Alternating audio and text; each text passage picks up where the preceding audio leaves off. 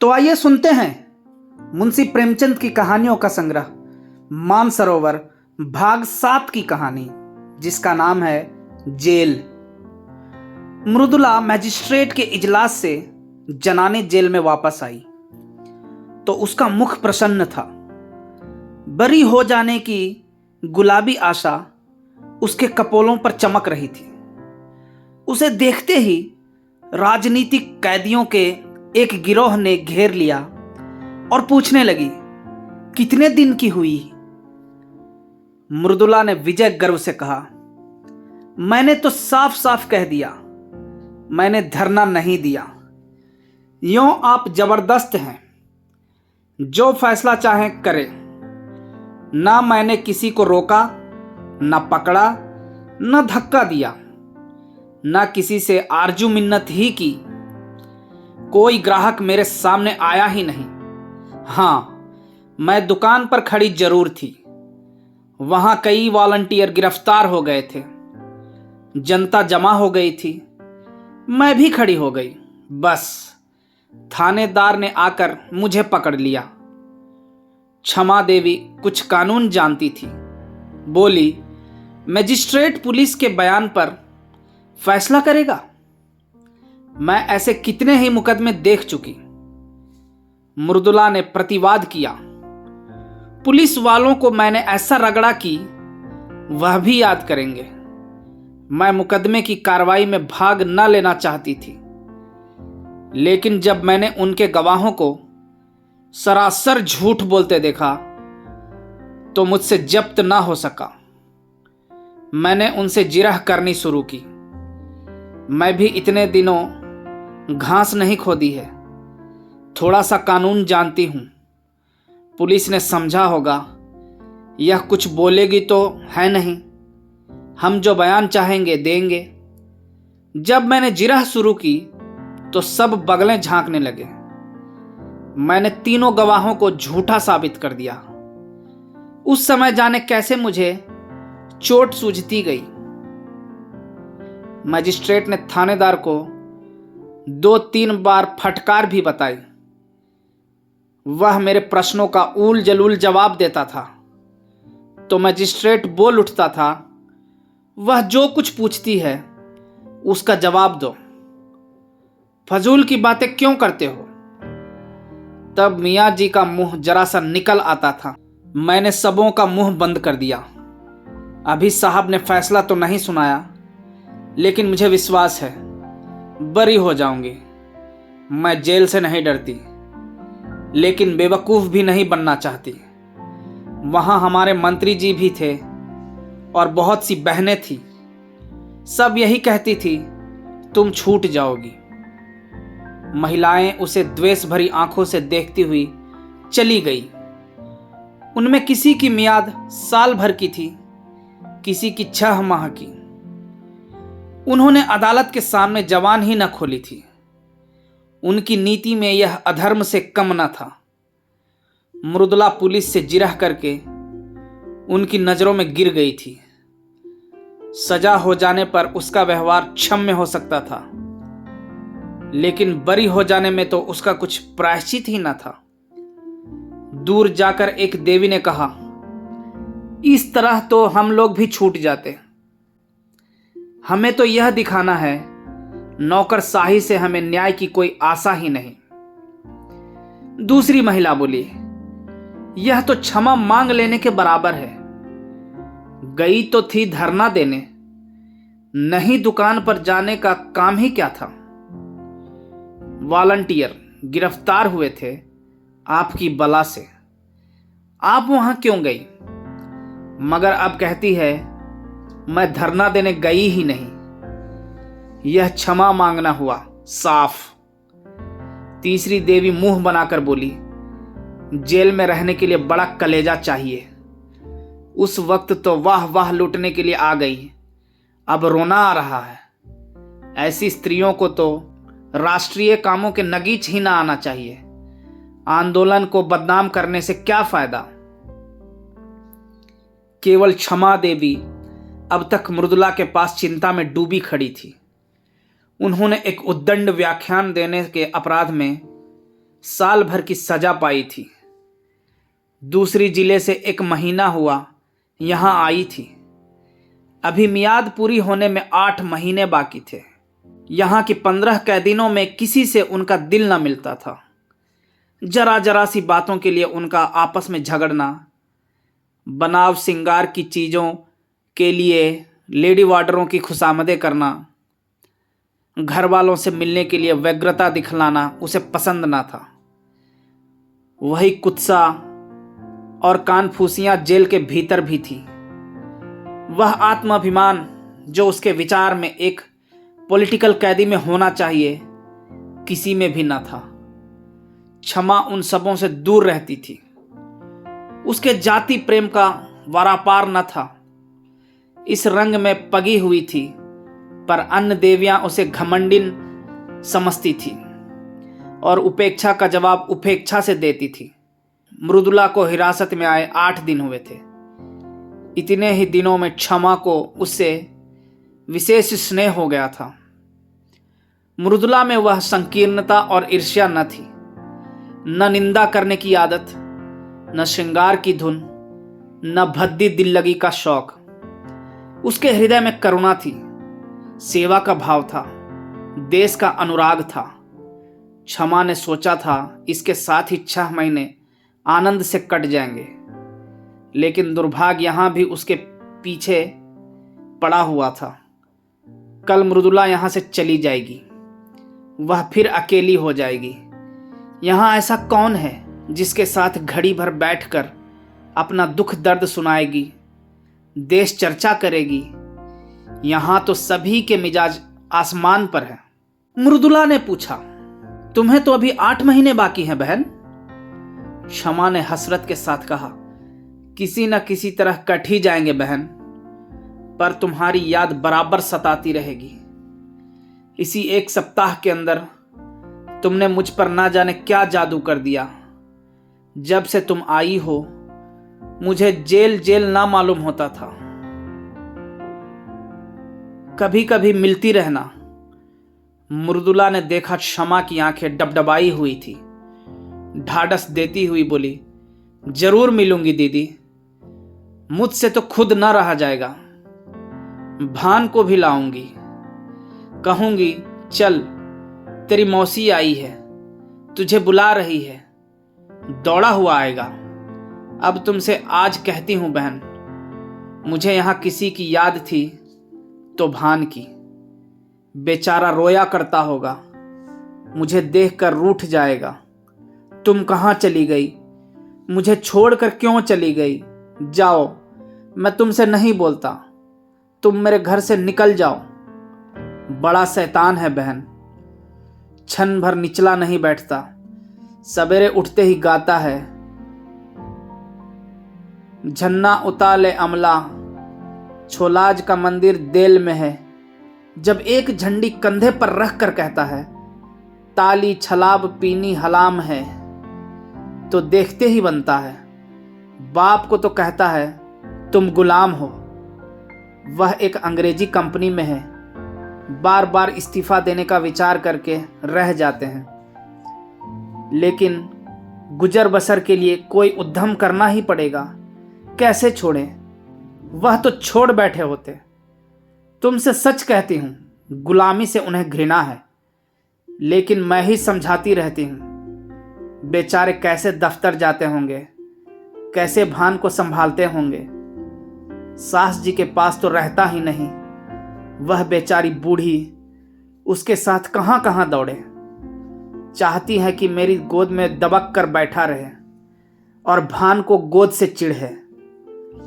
अम्मा मुझ पर बहुत बिगड़ेंगी, बस यही डर लग रहा है। मुझे देखने एक बार भी नहीं आई। कल अदालत में बाबूजी मुझसे कहते थे, तुमसे बहुत खफा है। 3 दिन तक तो दाना पानी छोड़े रही। इस छोकरी ने कुल मर्यादा डुबा दी, खानदान में दाग लगा दिया। कुलमोही, कुलक्षणी, ना जाने क्या क्या बकती रही। मैं उनकी बातों को बुरा नहीं मानती, पुराने जमाने की है। उन्हें कोई चाहे कि आकर हम लोगों में मिल जाए, तो यह उसका अन्याय है। चलकर मनाना पड़ेगा। बड़ी मिन्नतों से मानेंगी। कल ही कथा होगी, देख लेना। ब्राह्मण खाएंगे, बिरादरी जमा होगी। जेल का प्रायश्चित तो करना ही पड़ेगा। तुम हमारे घर 2-4 दिन रहकर तब जाना बहन। मैं आकर तुम्हें ले जाऊंगी। क्षमा आनंद के इन प्रसंगों से वंचित है। वह विधवा है, अकेली है।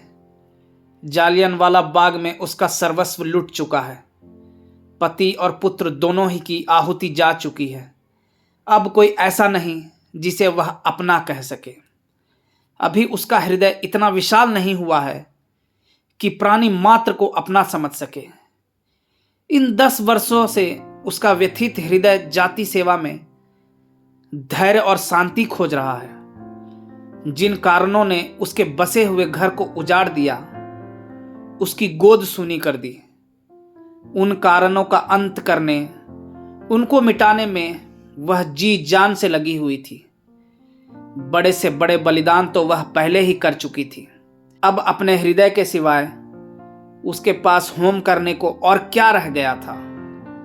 औरों के लिए जाति सेवा सभ्यता का एक संस्कार हो या यशोपार्जन का एक साधन, क्षमा के लिए तो यह तपस्या थी और वह नारित्व की सारी शक्ति और श्रद्धा के साथ उसकी साधना में लगी हुई थी। लेकिन आकाश में उड़ने वाले पक्षी को भी तो अपने बसेरे की याद आती ही है। क्षमा के लिए वह आश्रय कहाँ था।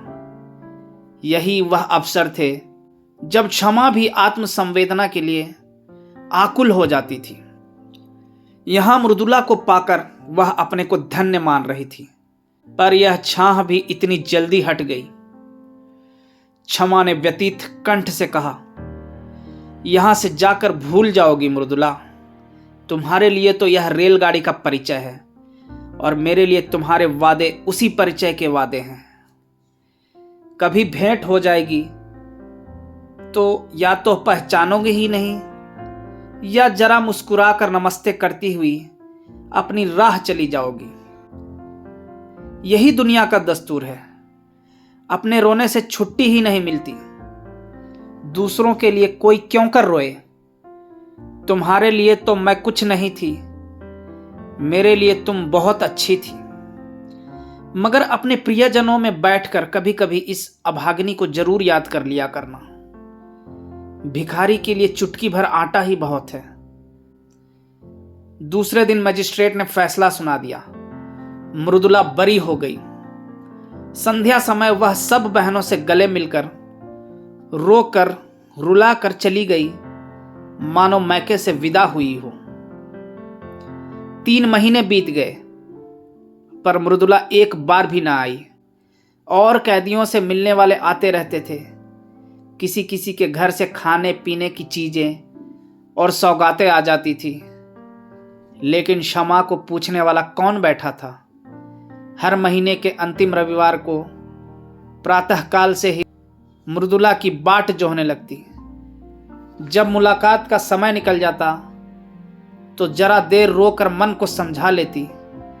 जमाने का यही दस्तूर है।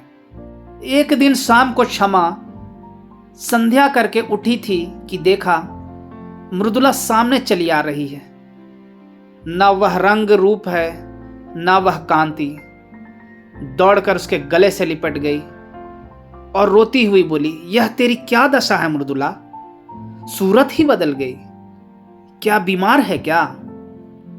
मृदुला की आंखों से आंसुओं की झड़ी लगी हुई थी। बोली, बीमार तो नहीं हूं बहन, विपत्ति से बंधी हुई हूं। तुम मुझे खूब कोस रही होगी। उन सारी निठुराइयों का प्रायश्चित करने आई हूं और अब चिंताओं से मुक्त होकर आई हूं। क्षमा कांप उठी। अंतस्थल की गहराइयों से एक लहर सी उठती हुई जान पड़ी, जिसमें उनका अपना अतीत जीवन टूटी हुई नौकाओं की भांति उतरता हुआ दिखाई दिया। रुंधे हुए कंठ से बोली, कुशल तो है बहन? इतनी जल्दी तुम यहां फिर क्यों आ गई? अभी तो 3 महीने भी नहीं हुए। मृदुला मुस्कुराई, पर उसकी मुस्कुराहट में रुदन छिपा हुआ था। फिर बोली, अब सब कुशल है बहन, सदा के लिए कुशल है। कोई चिंता ही नहीं रही। अब यहां जीवन पर्यंत रहने को तैयार हूं। तुम्हारे स्नेह और कृपा का मूल्य अब समझ रही हूं। उसने एक ठंडी सांस ली और सजल नेत्रों से बोली, तुम्हें बाहर की खबरें क्या मिली होंगी? परसों शहर में गोलियां चली। देहातों में आजकल संगीनों की नोक पर लगान वसूल किया जा रहा है। किसानों के पास रुपए हैं नहीं, दे तो कहां से दे। अनाज का भाव दिन दिन गिरता जाता है। 1.25 रुपए में मन भर गेहूं आता है। मेरी उम्र ही अभी क्या है। अम्मा जी भी कहती है कि अनाज इतना सस्ता कभी नहीं था। खेत की उपज से बीजों तक की दाम नहीं आते। मेहनत और सिंचाई इसके ऊपर। गरीब किसान लगान कहां से दे? उस पर सरकार का हुक्म है कि लगान कड़ाई के साथ वसूल किया जाए। किसान इस पर भी राजी है कि हमारी जमा थमा नीलाम कर लो, घर कुर्क कर लो, अपनी जमीन ले लो। मगर यहां तो अधिकारियों को अपनी कारगुजारी दिखाने की फिक्र पड़ी हुई है। वह चाहे प्रजा को चक्की में पीस ही क्यों न डाले, सरकार उन्हें मना ना करेगी। मैंने सुना है कि वह उल्टे और सह देती है। सरकार का तो अपने कर से मतलब है। प्रजा मरे या जिए, उससे कोई प्रयोजन नहीं। अक्सर जमींदारों ने तो लगान वसूल करने से इनकार कर दिया है। अब पुलिस उनकी मदद पर भेजी गई है। भैरवगंज का सारा इलाका लूटा जा रहा है। मरता क्या ना करता, किसान भी घर बार छोड़ छोड़ कर भागे जा रहे हैं। एक किसान के घर में घुसकर कई कांस्टेबल ने उसे पीटना शुरू किया। बेचारा बैठा मार खाता रहा। उसकी स्त्री से न रहा गया। सामत की मारी कांस्टेबलों को कुवचन कहने लगी। बस एक सिपाही ने उसे नंगा कर दिया। क्या कहूं बहन, कहते शर्म आती है। हमारे ही भाई इतनी निर्दयता करे, इससे ज्यादा दुख और लज्जा की और क्या बात होगी। किसान से जब्त ना हुआ, कभी पेट भर गरीबों को खाने को तो मिलता नहीं, इस पर इतना कठोर परिश्रम। न देह में बल है न दिल में हिम्मत, पर मनुष्य का हृदय ही तो ठहरा। बेचारा बेदम पड़ा हुआ था। स्त्री का चिल्लाना सुनकर उठ बैठा और उस दुष्ट सिपाही को धक्का देकर जमीन पर गिरा दिया। फिर दोनों में कुस्तम कुश्ती होने लगी। एक किसान किसी पुलिस के आदमी के साथ इतनी बेअदबी करे, इसे भला वह कहीं बर्दाश्त कर सकती है? सब कांस्टेबलों ने गरीब को इतना मारा कि वह मर गया। क्षमा ने कहा, गांव के और लोग तमाशा देखते रहे होंगे। मृदुला तीव्र कंठ से बोली, बहन, प्रजा की तो हर तरह से मरण है। अगर 10-20 आदमी जमा हो जाते तो पुलिस कहती हमसे लड़ने आए हैं, डंडे चलाने शुरू करती। और अगर कोई आदमी क्रोध में आकर एक आध कंकड़ फेंक देता तो गोलियां चला देती। 10-20 आदमी भुन जाते, इसलिए लोग जमा नहीं होते। लेकिन जब वह किसान मर गया तो गांव वालों को तैस आ गया। लाठियां ले लेकर दौड़ पड़े और कांस्टेबलों को घेर लिया। संभव है 2-4 आदमियों ने लाठियां चलाई भी हों। कांस्टेबलों ने गोलियां चलानी शुरू की। 2-3 सिपाहियों को हल्की चोटें आई।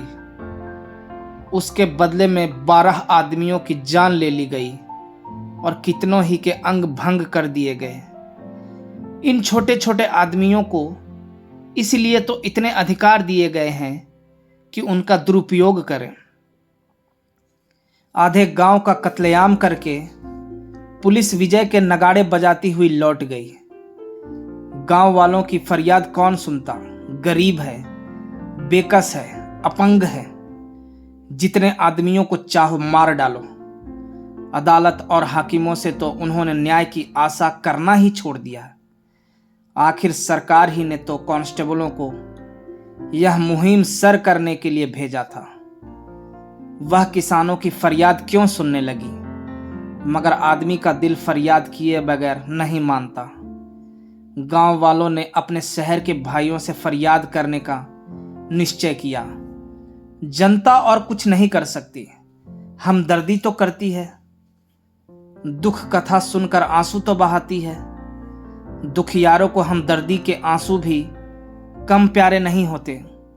अगर आसपास के गांव के लोग जमा होकर उनके साथ रो लेते तो गरीबों के आंसू पूछ जाते। किंतु पुलिस ने उस गांव की नाकेबंदी कर रखी थी। चारों सीमाओं पर पहरे बिठा दिए गए थे। यह घाव पर नमक था। मारते भी हो और रोने भी नहीं देते। आखिर लोगों ने लाशें उठाई और शहर वालों को अपनी विपत्ति की कथा सुनाने चले। इस हंगामे की खबर पहले ही शहर में पहुंच गई थी। इन लाशों को देखकर जनता उत्तेजित हो गई और जब पुलिस के अध्यक्ष ने इन लाशों का जुलूस निकालने की अनुमति न दी तो लोग और भी झल्लाए। बहुत बड़ा जमाव हो गया। मेरे बाबूजी भी इसी दल में थे और मैंने उन्हें रोका, मत जाओ, आज का रंग अच्छा नहीं है। तो कहने लगे, मैं किसी से लड़ने थोड़े ही जाता हूं। जब सरकार की आज्ञा के विरुद्ध जनाजा चला तो 50,000 आदमी साथ थे। उधर 500 सशस्त्र पुलिस रास्ता रोके खड़ी थी। सवार, प्यादे, सार्जेंट, पूरी फौज थी। हम निहत्थों के सामने इन नामर्दों को तलवारें चमकाते और झंकारते शर्म भी नहीं आती। जब बार बार पुलिस की धमकियों पर भी लोग ना भागे तो गोलियां चलाने का हुक्म हो गया। घंटे भर बराबर फायर होते रहे। पूरे घंटे भर तक कितने मरे कितने घायल हुए कौन जानता है। मेरा मकान सड़क पर है। मैं छज्जे पर खड़ी दोनों हाथों से दिल थामे कांपती थी। पहली बाढ़ चलते ही भगदड़ पड़ गई। हजारों आदमी बदहवास भागे चले आ रहे थे। बहन, वह दृश्य अभी तक आंखों के सामने है। कितना भीषण, कितना रोमांचकारी और कितना लज्जास्पद। ऐसा जान पड़ता था कि लोगों के प्राण आंखों से निकल पड़ते हैं। मगर इन भागने वालों के पीछे वीर व्रतधारियों का दल था, जो पर्वत की भांति अटल खड़ा छातियों पर गोलियां खा रहा था और पीछे हटने का नाम न लेता था। बंदूकों की आवाजें साफ सुनाई देती थी और हर एक धाए धाए के बाद हजारों गलों से जय की गहरी गगनभेदी ध्वनि निकलती थी। उस ध्वनि में कितनी उत्तेजना थी, कितना आकर्षण, कितना उन्माद। बस यही जी चाहता था कि जाकर गोलियों के सामने खड़ी हो जाऊं और हंसते हंसते मर जाऊं। उस समय ऐसा जान पड़ता था कि मर जाना कोई खेल है। अम्मा जी कमरे में भान को लिए मुझे बार बार भीतर बुला रही थी। जब मैं न गई तो वह भान को लिए हुए छज्जे पर आ गई। उसी वक्त 10-12 आदमी एक स्ट्रेचर पर हृदयेश की लाश लिए हुए द्वार पर आए। अम्मा की उन पर नजर पड़ी, समझ गई। मुझे तो सकता सा हो गया। अम्मा ने जाकर एक बार बेटे को देखा, उसे छाती से लगाया, चूमा, आशीर्वाद दिया और उन्मत्त दशा में चौरस्ते की तरफ चली, जहां से अब भी धाए और जय की ध्वनि बारी बारी से आ रही थी। मैं हतबुद्धि सी खड़ी कभी स्वामी की लाश को देखती थी, कभी अम्मा को। न कुछ बोली, न जगह से हिली, न रोई, न घबराई। मुझ में जैसे स्पंदन ही न था, चेतना जैसे लुप्त हो गई हो। क्षमा, तो क्या अम्मा भी गोलियों के स्थान पर पहुंच गई? मृदुला, हाँ, यही तो विचित्रता है बहन। बंदूक की आवाजें सुनकर कानों पर हाथ रख लेती थी, खून देखकर मूर्छित हो जाती थी। वही अम्मा वीर सत्याग्रहियों की सफों को चीरती हुई सामने खड़ी हो गई और एक ही क्षण में उनकी लाश भी जमीन पर गिर पड़ी। उनके गिरते ही योद्धाओं का धैर्य टूट गया, व्रत का बंधन टूट गया। सभी के सिरों पर खून सा सवार हो गया।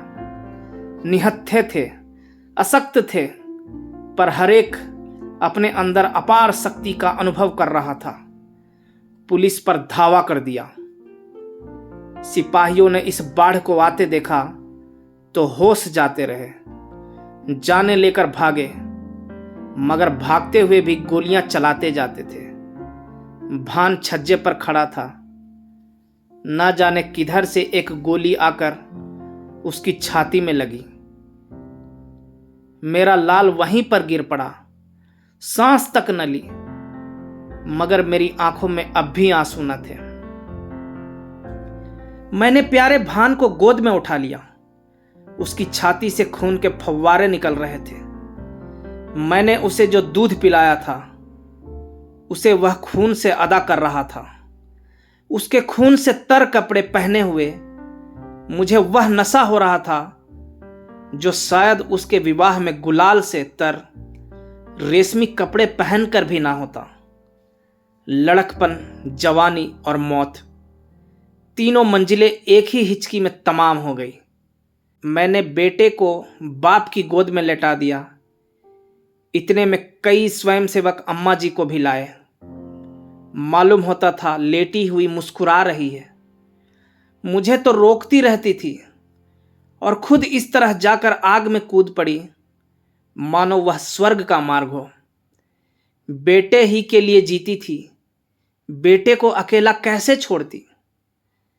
जब नदी के किनारे तीनों लाशें एक ही चिता में रखी गई तब मेरा सख्ता टूटा, होश आया।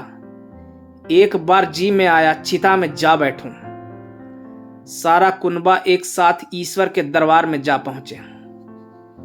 लेकिन फिर सोचा, तूने अभी ऐसा कौन काम किया है जिसका इतना ऊंचा पुरस्कार मिले। बहन, चिता की लपटों में मुझे ऐसा मालूम हो रहा था कि अम्मा जी सचमुच भान को गोद में लिए बैठी मुस्कुरा रही है और स्वामी जी खड़े मुझसे कह रहे हैं, तुम जाओ और निश्चिंत होकर काम करो। मुख पर कितना तेज था।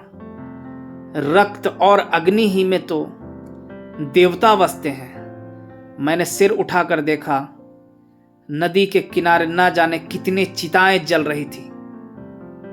दूर से वह चितावली ऐसी मालूम होती थी मानो देवता ने भारत का भाग्य गढ़ने के लिए भट्टियां जलाई हो। जब चिताएं राख हो गई तो हम लोग लौटे, लेकिन उस घर में जाने की हिम्मत न पड़ी। मेरे लिए अब वह घर घर ना था। मेरा घर तो अब यह है जहां बैठी हूं, या फिर वही चिता। मैंने घर का द्वार भी नहीं खोला। महिला आश्रम में चली गई। कल की गोलियों में कांग्रेस कमेटी का सफाया हो गया था। यह संस्था बागी बना डाली गई थी। उसके दफ्तर पर पुलिस ने छापा मारा और उस पर अपना ताला डाल दिया। महिला आश्रम पर भी हमला हुआ, उस पर अपना ताला डाल दिया गया। हमने एक वृक्ष की छाह में अपना नया दफ्तर बनाया और स्वच्छंदता के साथ काम करते रहे। यहां दीवारें हमें कैद ना कर सकती थी। हम भी वायु के समान मुक्त थे। संध्या समय हमने एक जुलूस निकालने का फैसला किया। कल के रक्तपात की स्मृति, हर्ष और मुबारकबाद में जुलूस निकालना आवश्यक था। लोग कहते हैं जुलूस निकालने से क्या होता है। इससे यह सिद्ध होता है कि हम जीवित हैं, अटल हैं और मैदान से हटे नहीं हैं। हमें अपने हार न मानने वाले आत्माभिमान का प्रमाण देना था। हमें यह दिखाना था कि हम गोलियों और अत्याचारों से भयभीत होकर अपने लक्ष्य से हटने वाले नहीं। और हम उस व्यवस्था का अंत करके रहेंगे जिसका आधार स्वार्थपरता और खून पर है। उधर पुलिस ने भी जुलूस को रोककर अपनी शक्ति और विजय का प्रमाण देना आवश्यक समझा। शायद जनता को धोखा हो गया हो कि कल की दुर्घटना ने नौकरशाही का नैतिक ज्ञान जागृत कर दिया है। इस धोखे को दूर करना उसने अपना कर्तव्य समझा। वह यह दिखा देना चाहती थी कि हम तुम्हारे ऊपर शासन करने आए हैं और शासन करेंगे। तुम्हारी खुशी या नाराजगी की हमें परवाह नहीं है। जुलूस निकालने की मनाही हो गई। जनता को चेतावनी दे दी गई कि खबरदार, जुलूस में ना आना, नहीं दुर्गति होगी। इसका जनता ने वह जवाब दिया जिसने अधिकारियों की आंखें खोल दी होंगी। संध्या समय 50,000 आदमी जमा हो गए। आज का नेतृत्व मुझे सौंपा गया था। मैं अपने हृदय में एक विचित्र बल और उत्साह का अनुभव कर रही थी। एक अबला स्त्री जिसे संसार का कुछ ज्ञान नहीं, जिसने कभी घर से बाहर पांव नहीं निकाला, आज अपने प्यारों के उत्सर्ग की बदौलत उस महान पद पर पहुंच गई थी जो बड़े बड़े अफसरों को भी, बड़े से बड़े महाराजा को भी प्राप्त नहीं। मैं इस समय जनता के हृदय पर राज कर रही थी। पुलिस अधिकारियों की इसलिए गुलामी करती है कि उसे वेतन मिलता है। पेट की गुलामी उससे सब कुछ करवा लेती है। महाराजा का हुक्म लोग इसलिए मानते हैं कि उससे उपकार की आशा या हानि का भय होता है। यह अपार जनसमूह क्या मुझसे किसी फायदे की आशा रखता था? उसे मुझसे किसी हानि का भय था? कदापि नहीं। फिर भी वह कड़े से कड़े हुक्म को मानने के लिए तैयार था, इसलिए कि जनता मेरे बलिदानों का आदर करती थी, इसलिए कि उनके दिलों में स्वाधीनता की जो तड़प थी, गुलामी की जंजीरों को तोड़ देने की जो बेचैनी थी, मैं उस तड़प और बेचैनी की सजीव मूर्ति समझी जा रही थी। निश्चित समय पर जुलूस ने प्रस्थान किया। उसी वक्त पुलिस ने मेरी गिरफ्तारी का वारंट दिखाया। वारंट देखते ही तुम्हारी याद आई। पहले तुम्हें मेरी जरूरत थी, अब मुझे तुम्हारी जरूरत है। उस वक्त तुम मेरी हमदर्दी की भूखी थी, अब मैं सहानुभूति की भिक्षा मांग रही हूं। मगर मुझ में अब लेश मात्र भी दुर्बलता नहीं है। मैं चिंताओं से मुक्त हूं। मजिस्ट्रेट जो कठोर से कठोर दंड प्रदान करे, उसका स्वागत करूंगी।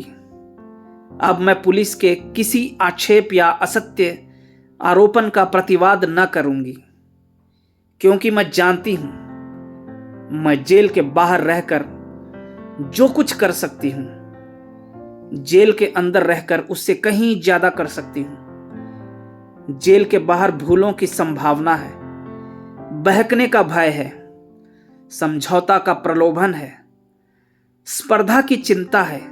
जेल सम्मान और भक्ति की एक रेखा है जिसके भीतर शैतान कदम नहीं रख सकता। मैदान में जलता हुआ अलाव वायु में अपनी उष्णता को खो देता है, लेकिन इंजन में बंद होकर वही आग संचालक शक्ति का अखंड भंडार बन जाती है। धन्यवाद।